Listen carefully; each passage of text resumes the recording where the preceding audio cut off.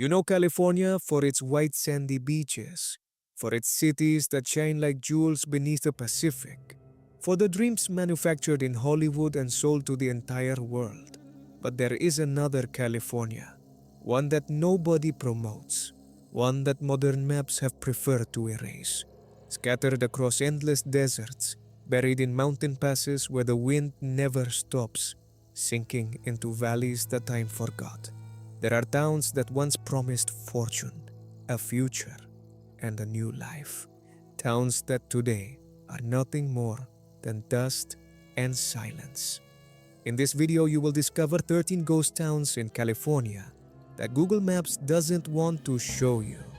Places where history was frozen in time, where the walls still remember what their inhabitants prefer to forget and stay until the end. And because the number one on this list lies at the center of an environmental disaster so vast, so seemingly deliberate, that some believe the government let it happen on purpose. Number 13. Llano del Rio. In the scorched plains of Antelope Valley, just over 60 miles north of Los Angeles, lays the corpse of a utopia. Today you will find very little. Crumbling stone foundations, a few walls that still refuse to fall, as if waiting for someone to come back and inhabit them. The desert wind batters them without mercy. But just over a century ago, this place was going to be paradise. Llano del Rio was founded in 1914 by a socialist lawyer named Job Harriman. He had lost the Los Angeles mayoral election, and instead of giving up, he decided to build his own version of the ideal world. A cooperative colony where workers shared everything: the land, the labor, the profits. In less than 2 years, more than 1,000 people lived in Llano. They built hotels, a printing press, a cannery, a rabbit farm, even their own socialist newspaper. Children went to school while their parents worked the alfalfa fields. For one fleeting moment, the dream seemed real. But the desert has its own rules. Disputes over water rights tore the colony apart. The wells could not sustain so many people. Internal conflicts over leadership finished it off. By 1918, just 4 years after its founding, Llano del Rio was empty. The colonists packed their bags and moved to Louisiana to try again. Today, the site sits on private land, near the intersection of two desert highways. If you stop and walk through the brush, you will find the old stone assembly hall, its arches still intact, framing nothing but empty sky. Rusted pipes jut from the sand where gardens once grew. It is one of the few socialist utopian experiments in American history to leave physical ruins, a monument to idealism crushed by reality in the heart of the California desert. Number 12. Panamint City. In the Panamint Mountains, wedged into a narrow canyon above Death Valley, lie the remains of one of the wildest silver towns California has ever known. Getting there today requires crossing miles of dirt roads that most vehicles cannot handle. But in 1873, 3 outlaws fleeing the law stumbled upon one of the richest silver deposits in the state, and everything changed overnight. Within months, Panamint City exploded. More than 2,000 people crammed into Surprise Canyon, building houses, saloons, and businesses on the mountain slopes. The main street was so narrow that pack mules could barely squeeze through. Outlaws, gamblers, and gunfighters poured in. The town became so dangerous that Wells Fargo refused to operate there. Robberies were constant. The mine owners found a brutal solution. They smelted the silver into 400-pound cannonballs, too heavy for any bandit to carry off. For 2 frantic years, Panamint City roared. But in 1876, a flash flood swept through the canyon in a single night, destroying most of the town. The silver veins had thinned anyway. By 1877, Panamint City was empty. Today, hikers who dare the difficult trek into the canyon find a disturbing landscape. Stone foundations cling to the slopes. An enormous brick smokestack from the old smelter still stands. Mine tunnels plunge into the mountain with no visible bottom. The isolation has preserved something most ghost towns lost long ago. Silence.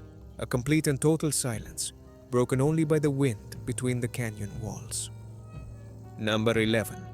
Drawbridge. This place breaks all the rules. It is not in the desert, it is not in the mountains. It sits in the middle of San Francisco Bay, surrounded by marshes and water. And it is completely inaccessible without special permission. Drawbridge is the last true ghost town in California that you literally cannot visit. The town began in the 1870s as a hunting retreat for wealthy San Franciscans who came to shoot ducks in the wetlands. Over time, workers and fishermen settled there. By the early 20th century, Drawbridge had hotels, hunting lodges, and a small permanent population. The weekend visitors arrived by train to escape the city. It was remote but alive. Then came the decline. The wetlands were drained for salt production. Duck populations collapsed. The bay became polluted. Rail service was cut back. One by one, the buildings emptied. The last resident left in 1979. What makes Drawbridge so mysterious is that it still exists, but no one can reach it. The buildings are rotting in the marsh, surrounded by protected nature reserve land. The only way to see it is by kayak at high tide, and even then, landing is illegal.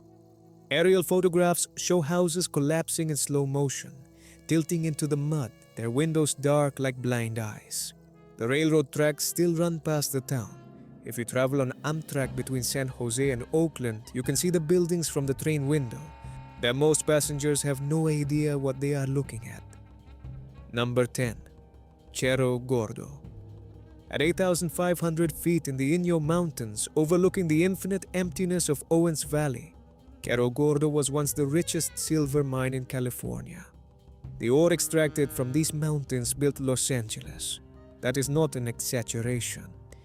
In the early 1870s, the silver and lead from Cerro Gordo financed the expansion of a small town called Los Angeles and transformed it into a real city. Mule trains hauled millions of dollars in bullion down the mountain to the steamboats waiting on Owens Lake. At its peak, the town had more than 1,000 residents and dozens of buildings stacked on the steep mountain slope. But the silver eventually ran out. By the 1880s, most of the miners had left.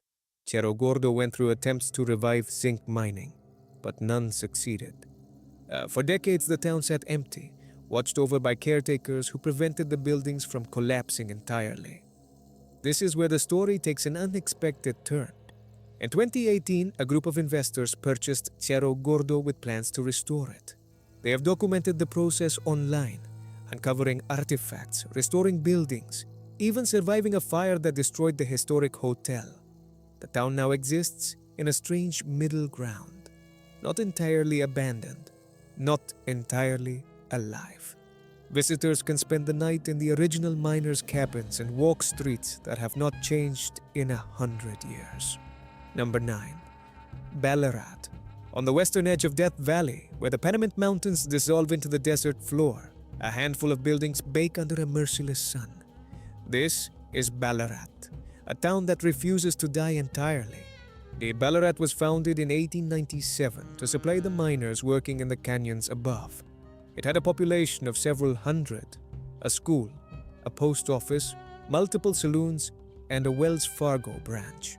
It was the gateway to Panamint City and the other mining camps in the mountains.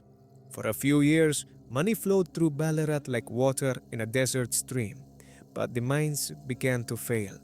The camps emptied one by one. Without miners to supply, Ballarat had no purpose.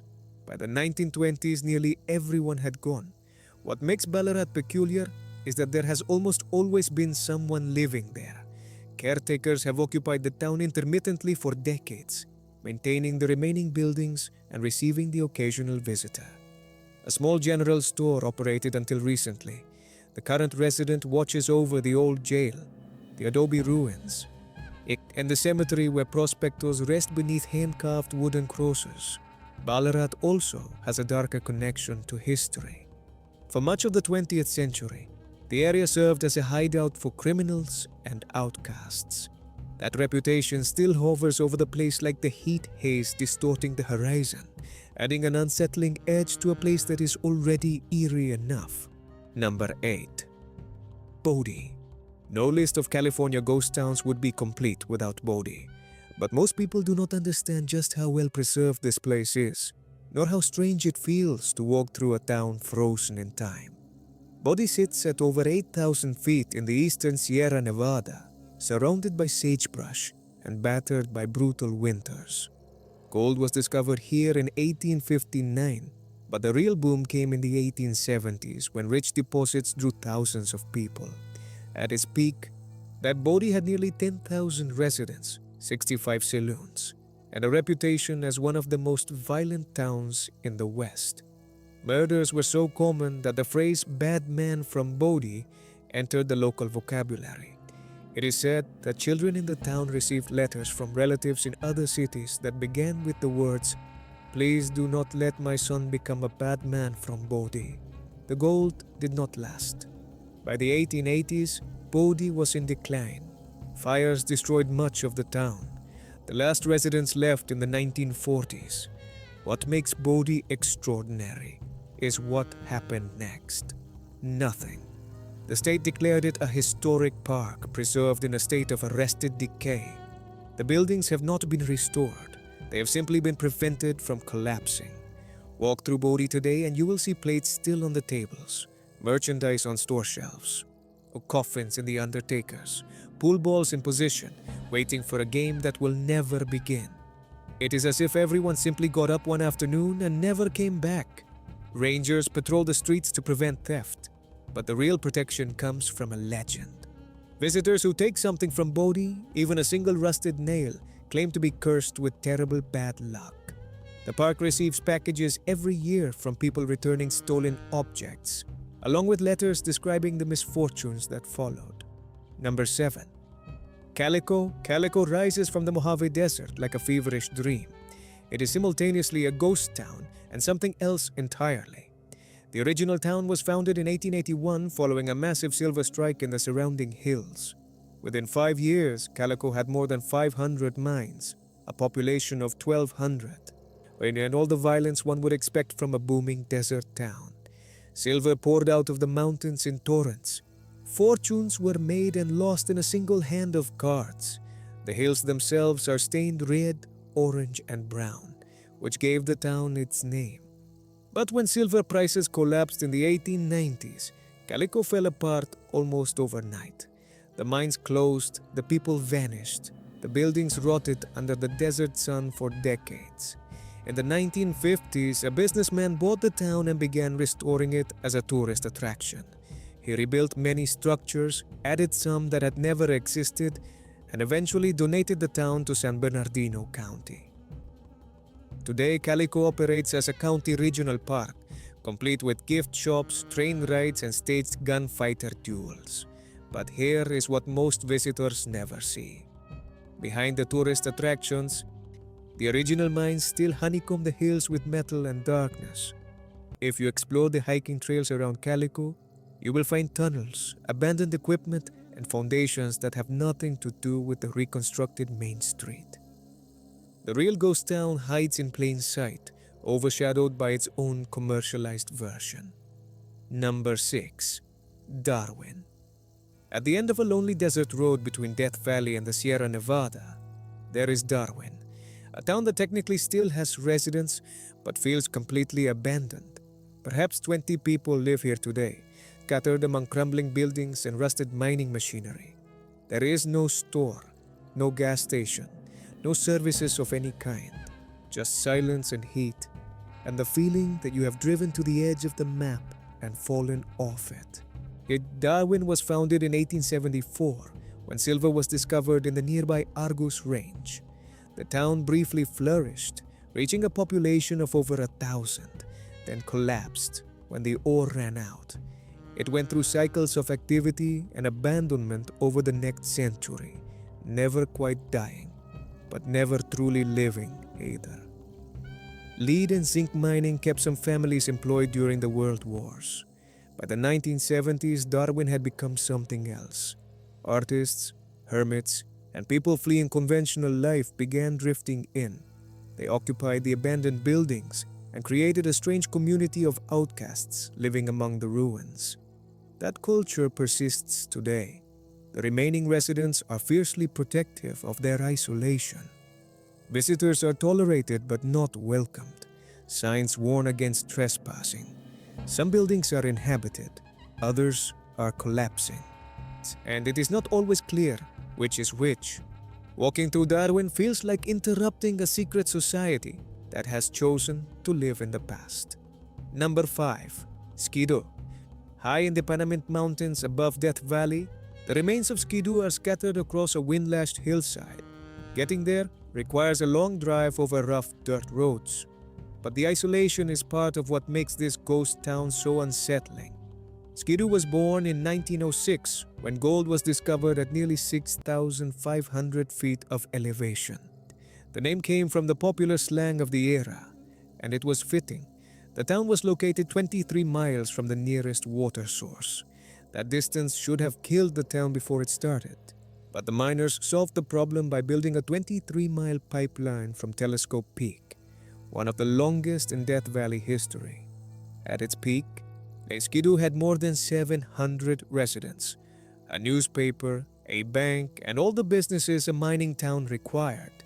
But the most famous event in Skidoo's history was a hanging. In 1908, a man killed a much-loved bartender during a drunken dispute. The town did not wait for a trial. A mob dragged him from the jail and hanged him from a telephone pole. According to local legend, the body was cut down and then hanged again the next day, so a reporter who arrived late could photograph it. Some accounts claim the body was hanged a third time for another photographer. Whether the story is entirely true is a matter of debate, but it cemented Skidoo's reputation as a place of brutal justice. The gold ran out by 1917, and the town emptied quickly. Today, scattered foundations and debris mark where buildings once stood. The pipeline disappeared long ago. Some mine shafts plunge into the mountain slope toward the darkness. Number 4. Randsburg. Randsburg is a ghost town that refuses to admit it is dead. This small mining community in the western Mojave still has around 70 residents, a working post office, and even a bar that serves drinks on weekends. But walk down the main street and you will see more abandoned buildings than occupied ones. It exists in a strange twilight between ghost town and living village. Gold was discovered here in 1895, triggering a rush that brought thousands to these arid hills. Randsburg, along with the neighboring towns of Johannesburg and Red Mountain, formed a mining district that produced millions in gold, silver, and tungsten over the following decades. Unlike most ghost towns, Randsburg never emptied completely. A small population held on through every downturn, waiting for the next boom that sometimes came and sometimes did not. What makes Randsburg worth visiting is its brutal authenticity. The general store has operated continuously since 1896. The saloon still serves drinks in a building that has not fundamentally changed in over a century. The streets are unpaved. The buildings are original. Nothing has been rebuilt or sanitized for tourists. Walking through Randsburg is like walking through what Bodie might have been if people still lived there. Number 3. Harrisburg. Deep in Death Valley, in one of the most remote corners of the most extreme desert in North America, lie the scattered remains of Harrisburg. Getting there requires a high-clearance vehicle and the willingness to drive miles into absolute nothingness. And most Death Valley visitors never come close to this place. Harrisburg was founded around 1906 by a prospector named Shorty Harris, one of the most colorful characters in Death Valley history. Harris had a habit of discovering valuable properties and then selling them too cheaply or losing them to shrewder businessmen. He found gold here and named the town after himself. But true to form, he never got rich from it. The town grew to a few hundred people, with the usual collection of tents, shacks, and mining operations. The settlement lasted only a few years before the ore ran out. By 1915, Harrisburg was abandoned. What remains today is remarkably intact, given its age and location. Stone walls, wooden beams, and scattered artifacts lie exactly where they were left more than a century ago. The extreme aridity of Death Valley has preserved things that would have rotted anywhere else. Rusted cans still stacked, glass bottles catching the desert light. Shorty Harris died in 1934, and was buried in Death Valley, fulfilling his wish to rest forever in the desert he loved. His gravestone is one of the few signs that anyone ever called this merciless landscape home. Number 2. Masonic. Hidden in the mountains above Bridgeport, reached by a dirt road that becomes impassable in winter, the remains of Masonic cling to a steep hillside surrounded by forest. This ghost town does not appear in most travel guides. It is not marked on most maps, but what survives here is extraordinary. Masonic was founded around 1902 when gold was discovered in these remote hills. The town grew quickly. It perched on terrain so steep that some buildings were constructed on stilts to stay level. At its peak, several hundred miners and their families lived here, enduring brutal winters at over 8,000 feet of elevation. The mines produced gold steadily for several years. A small commercial district served the community, but the deposits were not deep. By 1911, the mines were struggling. A fire in 1909 had already destroyed part of the town. When the stamp mills finally fell silent, Masonic emptied within months. Today, Masonic is considered one of the best preserved ghost towns in California. Several cabins still stand, their aged logs weathered to a silver gray. The remains of the stamp mill rust silently in a meadow. Mining equipment lies scattered across the hillside. Because the road is so difficult and the location so remote, fewer visitors reach Masonic than almost any other ghost town in the state. Those who make the journey find something increasingly rare, a place that feels genuinely forgotten. If you made it this far, you already know what it means. Number 1 changes everything. Number 1, Bombay Beach. On the eastern shore of the Salton Sea, there's a place so apocalyptic it barely seems like California. This is Bombay Beach, and what surrounds you when you arrive defies all explanation. The Salton Sea was an accident. In 1905, irrigation canals broke and began flooding a desert basin for 2 straight years, creating California's largest lake in the middle of nowhere. For decades, it was promoted as a resort paradise. Bombay Beach had vacation homes, yacht clubs, and famous visitors. It was the California dream transplanted to the desert. So then everything collapsed. The sea has no outlet. Salinity kept rising year after year. Fish died by the millions. The stench drove away tourists. Rising waters flooded entire neighborhoods. Today, fewer than 300 people remain. They live among ruins. Abandoned trailers rot under the sun. The beach is not covered in sand but in the crushed bones of dead fish. The horizon over the water is milky white, thick with salt and death. But this is where the story turns truly dark. Scientists warned for decades that the Salton Sea was dying. Restoration plans were drafted, budgets were proposed, promises were made. None of it happened. The sea continues to shrink, exposing a toxic lake bed whose dust now blows into nearby communities, causing respiratory disease in children. Some local residents believe the state deliberately let the sea die, sacrificing it to send water to wealthier coastal cities. Others point to agricultural interests that needed the basin as a dump for runoff water. The truth lies buried in decades of water politics that few people fully understand. And yet, something unexpected has emerged from the collapse. Artists discovered Bombay Beach. Sculptures rise from the salt flats. Murals cover the abandoned buildings. An annual festival brings visitors to this apocalyptic shore. Walking through Bombay Beach feels like witnessing the end of the world and the beginning of something new at the same time. It is a ghost town that is not entirely dead. An environmental crime scene turned artist colony. A broken mirror reflecting what California could become if greed and neglect keep winning. The closing 13 towns, 13 stories of ambition, failure, and forgetting.